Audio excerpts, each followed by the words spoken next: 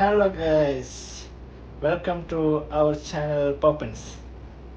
ഏവർക്കും നമ്മുടെ മറ്റൊരു വീഡിയോയിലേക്ക് സ്വാഗതം. വെൽക്കം. ഇന്ന് നമ്മൾ തുടരും എന്ന മൂവി കാണാൻ പോവുകയാണ്. അപ്പോൾ മൂവി കണ്ടതിന് ശേഷം ഞാൻ എൻ്റെ അഭിപ്രായം നിങ്ങളുടെ മുമ്പിൽ അറിയിക്കുന്നതാണ്. Okay, stay tune guys. അങ്ങനെ ഇന്ന് നമ്മൾ തുടരും എന്ന മൂവി കാണുവാനായി വന്നിരിക്കുന്നത് ഓസോൺ സിനിമാസ് എന്ന കുവൈറ്റിലെ തിയേറ്ററുകളിൽ ഒരു തിയേറ്ററിലാണ്. അങ്ങനെ ഞങ്ങൾ ഒരു 10 മിനിറ്റ് മുമ്പാണ് തിയേറ്ററിൽ എത്തിച്ചേർന്നത്, സിനിമ തുടങ്ങുന്നതിന് മുമ്പ്. അങ്ങനെ തിയേറ്ററിൻ്റെ അകത്തേക്ക് കയറി അവിടെ ആൾക്കാർ ഒക്കെ വന്ന് തുടങ്ങുന്നേ ഉണ്ടായിരുന്നുള്ളൂ.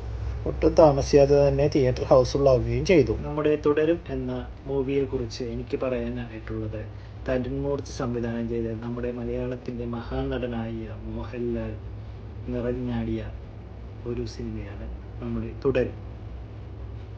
ഒരു പ്ലസൻറ്റ് ഫീലിൽ ഈ സിനിമ തുടങ്ങി പല പല ഇമോഷണലുകളിലൂടെയും ഈ സിനിമ നമ്മളെ കൈപിടിച്ച് നടത്തി ഒരു നല്ല ക്ലൈമാക്സിൽ കൊണ്ടുപോയി ഈ സിനിമ എൻഡ് ചെയ്യുന്നു. ഈ സിനിമയുടെ അഭിനേതാക്കളെ കുറിച്ച് പറയുകയാണെങ്കിൽ 100% അവർ നീതി പുലർത്തി അവർക്ക് കിട്ടിയിരിക്കുന്ന ക്യാരക്ടറിനോട്. ഈ സിനിമയിൽ നമ്മുടെ ലാലേട്ടൻ്റെ അഭിനയത്തെക്കുറിച്ച് പറയുകയാണെങ്കിൽ, നമ്മുടെ ഫാമിലി ഓഡിയൻസിൻ്റെ ഇഷ്ടപ്പെട്ട ട്രാക്കിലേക്ക് ഒരു തിരിച്ചുവരവ് നടത്തിയിരിക്കുകയാണ് നമ്മുടെ ലാലേട്ടൻ.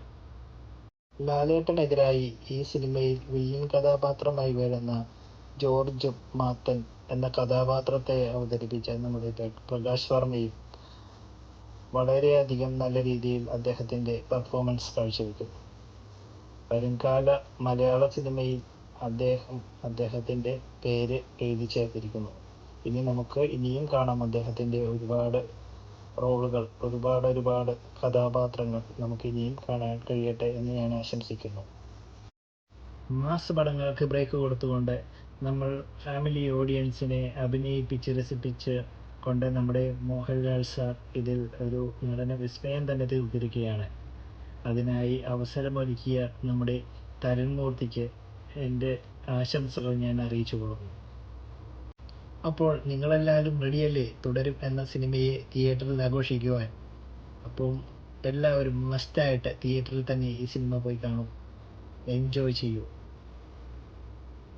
അപ്പം അടുത്ത വീഡിയോയുമായി കാണുന്നവരേക്കും വണക്കം.